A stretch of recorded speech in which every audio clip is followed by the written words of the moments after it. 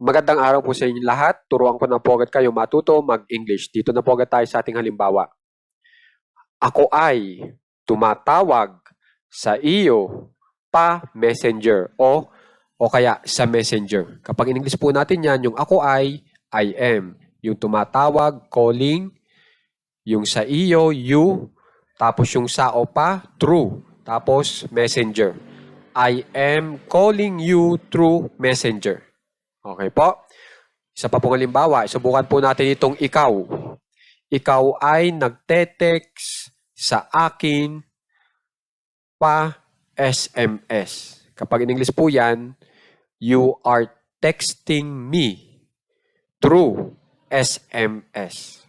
Okay? Ngayon, subukan naman po natin itong kumukonekta. Si Tom ay kumukonekta kay Bruce pa VPN.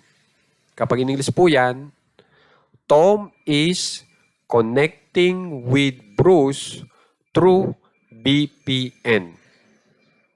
Okay po? Ngayon, kung mapapansin nyo po, ito pong messenger, email, SMS, VPN, itong site na ito o itong app na ito, Facebook, YouTube, webinar, internet, kung mapapansin nyo, yan ay mga bagay na hindi po nahahawakan. Di ba po ba? At sa mga bagay na yan na hindi nahahawakan ay ginamit po natin dito bilang instrumento para makatawag, makatext, makapagkomunikasyon, makakonekta, makipag-interact. Di ba po ba? At para maituro po natin itong mga bagay na ito o mga instrumento na ito na ginamit natin na hindi naman po nahahawakan bilang instrumento para makipagkomunikasyon katulad ng pagtawag, pag-text, pagkonekta, pakikipag-interact, may tuturo po natin sila gamit itong sa o pa na dapat i-English nyo bilang true. Okay?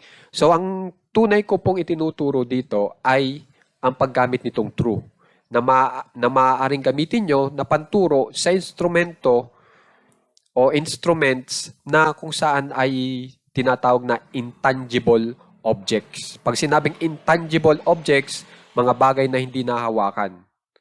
So, itong mga bagay na hindi nahawakan na ginawa po nating instrumento para may sagawa yung action, ay maaari nyo pong maituro gamit itong true. Tandaan nyo na po. Okay? Para siguradong tama po yung inyong ginagawang English na mensahe. Okay? Tapos, kung mapapansin nyo, gumamit po ako dito ng M, was, para sa I, na pwede nyong i-partner. Yung M po ay ginagamit kung gusto nyo sabihin na pang ngayon yung ating pinag-uusapan. Tapos was naman kung pang noon yung ating pinag-uusapan. Pagdating sa are over, yung are pang ngayon, yung were pang noon. Pagdating sa is o was, yung is, nakapartner itong he o she, ay pang ngayon. Tapos yung was ay pang noon. So pag sinabi kong ako ay tumatawag sa iyo pa messenger, tapos in English ko bilang I am calling you through messenger, sinasabi ko na ginagawa ko ang pagtawag sa iyo sa messenger sa pang ngayon, sa pang kasalukuyan. Okay? Pero pag sinabi kong I was calling you through messenger, sinasabi ko naman na tumatawag ako sa iyo pa messenger noon. Okay, kung gusto niyo palitan ng ngayon, gawin yung was ay gawin yung M. Yung pong ibig kong sabihin. So, kung mapapansin nyo, ang dami nyo po agad matututunan dito sa ating leksyon ngayon.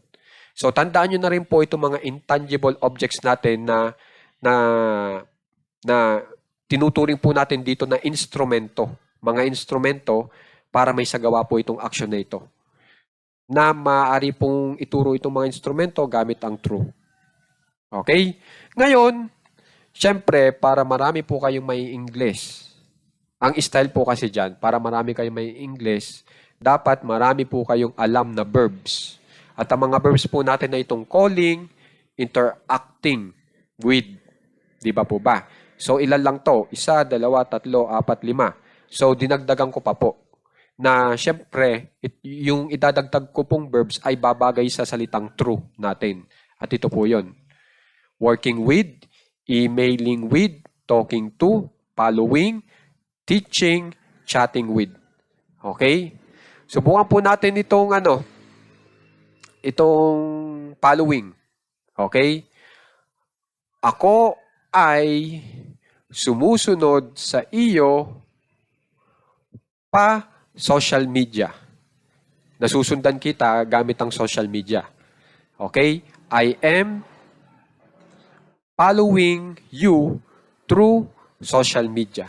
So, pag sinabi kong M, ako'y iyong tagasunod. Kumbaga, sumusunod ako sa iyo sa social media ngayon. Pag sinabi ko namang noon, I was following you through social media. Ibig sabihin, ngayon, hindi na kita sinusundan sa social media. Noon lang. Yun lang po ang ibig sabihin noon pag gumamit ka ng was. O kaya were, o kaya, ito nga, were, o kaya was. Mga pang noon po yan. Okay? So, sana po makikitandaan po yung ating lesson ngayon. Na itong true ay pwede nyong ipanturo sa mga instrumento na naka-intangible. Okay? So, yan ang mga dapat yung tandaan. At saka yung mga verbs na ito. Okay? Kasi kung mapapansin nyo, yung verbs po natin dito, merong kasamang preposition. Yung iba naman wala.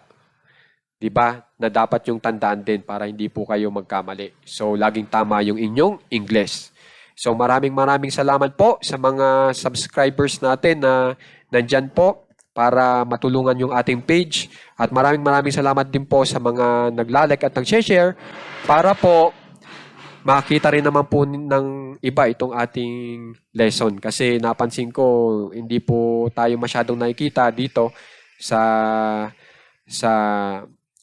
page natin ito. Pero sa pag-share nyo, napakalaking tulong po niyan para makita rin po ng iba o ng mga kaklase nyo. Okay po?